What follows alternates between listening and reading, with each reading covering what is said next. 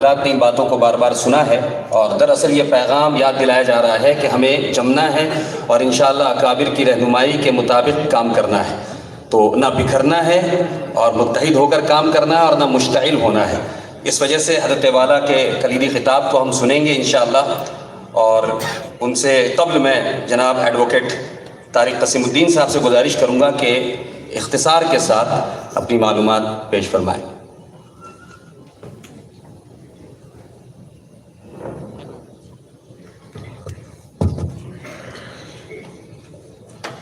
अस्सलाम वालेकुम रहमतुल्लाहि व बरकातहू। आज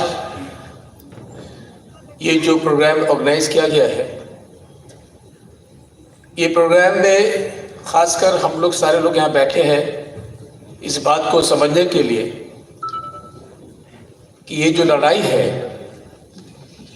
ये लड़ाई कानूनी शक्ल ले चुकी है। और मैं एक अदना से एक वकील में हमारी प्रैक्टिस से कलकत्ता हाई कोर्ट में जो भी हमारे पास नॉलेज है मैं थोड़ा सा आप लोगों को बताना चाहता हूँ कि ये जो वक्फ एक्ट है 2025 का, ये कोई नया कानून नहीं है। इन्होंने 1995 एक्ट को फर्दर अमेंडमेंट किया है।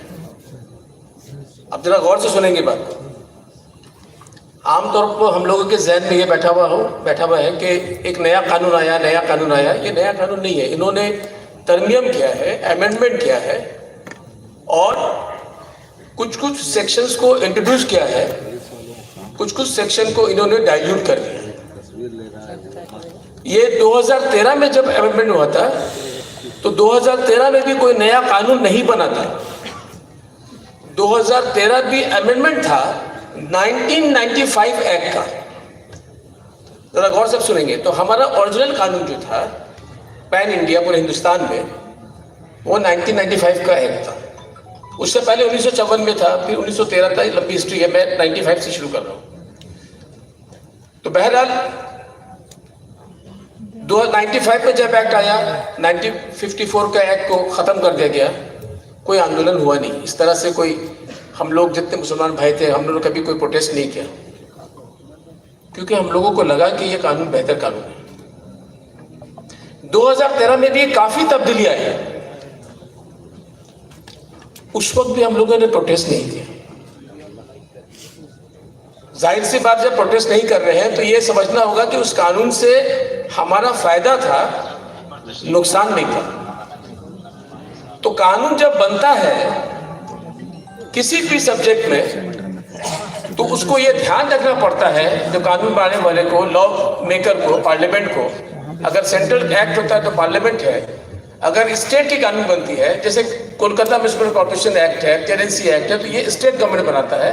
लेकिन कोई भी कानून बनता है तो वो हिंदुस्तान की संविधान, हमारा जो कॉन्स्टिट्यूशन ऑफ इंडिया है, उसको क्रॉस नहीं कर सकता है, उसको वायलेट नहीं कर सकता है, उसको तोड़ के नहीं जा सकता है। इस बार जो उन्होंने तरमीम किया है, उन्होंने डायरेक्ट कॉन्स्टिट्यूशन को हिट किया है।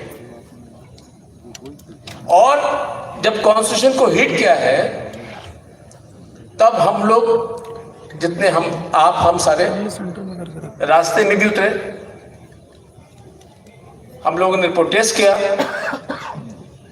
पार्लियामेंट में प्रोटेस्ट हुआ, जॉइंट पार्लियामेंट्री कमेटी बना।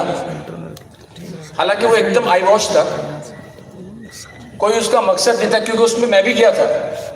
यहाँ से कलकत्ते से हम लोग शरीक हुए थे, आईटीसी में प्रोग्राम था, वहाँ से सारी एमपीज वगैरह आए हुए थे दिल्ली से। आप यकीन नहीं करेंगे, अंदर में सिर्फ मुश्किल से 1 से 1.5 मिनट का वक्त दे रहे थे, सुनना ही नहीं चाह रहे थे। मतलब उनका मिजाज बना हुआ था कि हमको ये करना है, यही होगा।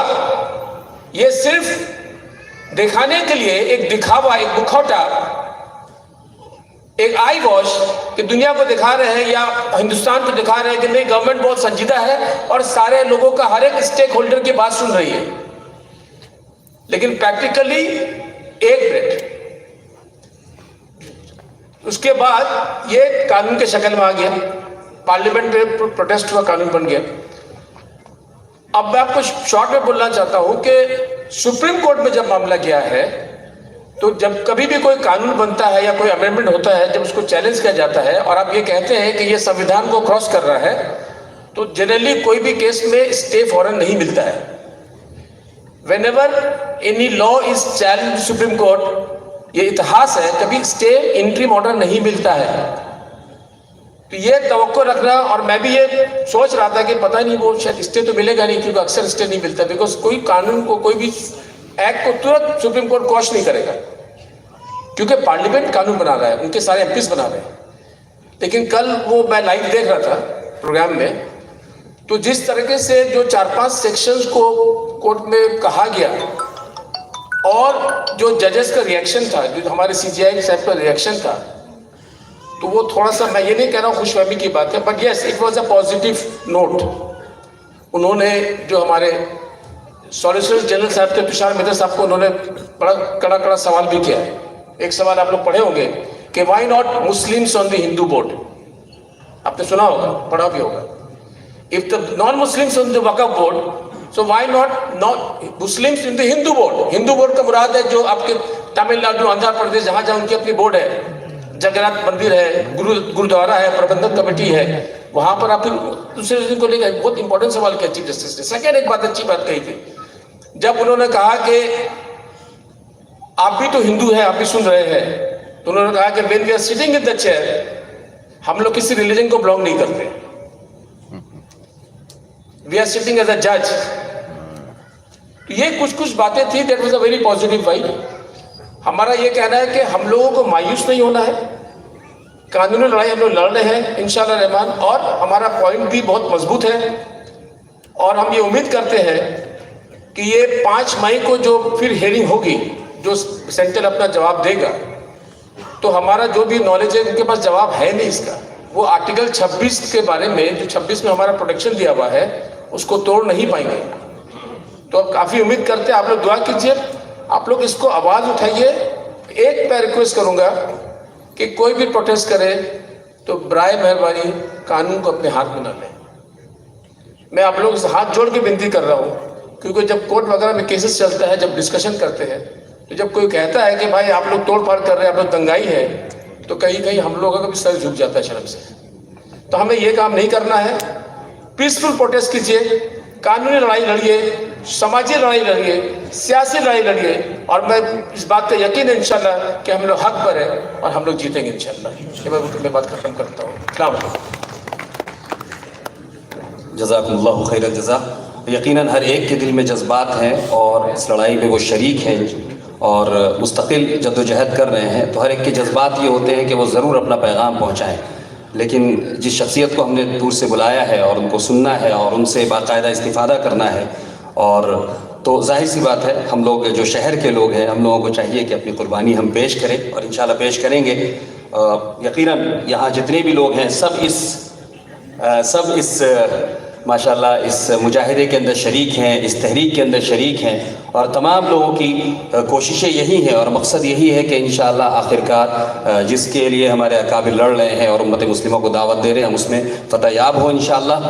ये कानून जो है वो मिटे और वापस ले हुकूमत, और अल्हम्दुलिल्लाह जैसे पहला निज़ाम चल रहा था उसके अंदर यकीनन इस्लाह की गुंजाइश है। इस्लाह हम सबों को मिलकर करना है, इंशाअल्लाह करेंगे। मैं हज़रत वाला से कबल मैं चाहता हूँ कि हज़रत मौलाना मुजाहिद हुसैन हबीबी साहब दामद बरकातुहुल आलिया, हज़रत मौलाना शफ़ी कासमी साहब दामद बरकातुहुल आलिया से गुजारिश करूँगा कि वो स्टेज पर तशरीफ़ लाएँ। और माशाल्लाह इस लड़ाई में हमारे साथ बहनें भी शरीक हैं और उनकी नुमाइंदगी कर रही हैं अल्हम्दुलिल्लाह मोहतरमा उज़्मा आलम साहिबा। मैं उनसे गुजारिश करूँगा कि सिर्फ 2 मिनट में ताईदी कलिमात पेश फरमाएँ, और उसके बाद फिर इंशाअल्लाह इमारत शरिया क्या है, अमीर शरीयत कौन होते हैं, क्या इसकी खिदमात रही है, इंशाअल्लाह इस हवाले से हज़रत मौलाना मुफ्ती सोहराब नदवी साहब नायब नाज़िम इमारत शरिया इंशाअल्लाह गुफ्तगू फरमाएंगे। मोहतरमा उज़्मा आलम साहिबा 2 मिनट के अंदर इंशाअल्लाह सिर्फ ताईदी कलिमात के वो इंशाअल्लाह हमारी बहनों को ज़रूर इस जद्दोजहद में लेकर साथ में चल रही हैं, और इंशाअल्लाह इस सिलसिले में ताईद पेश करेंगे।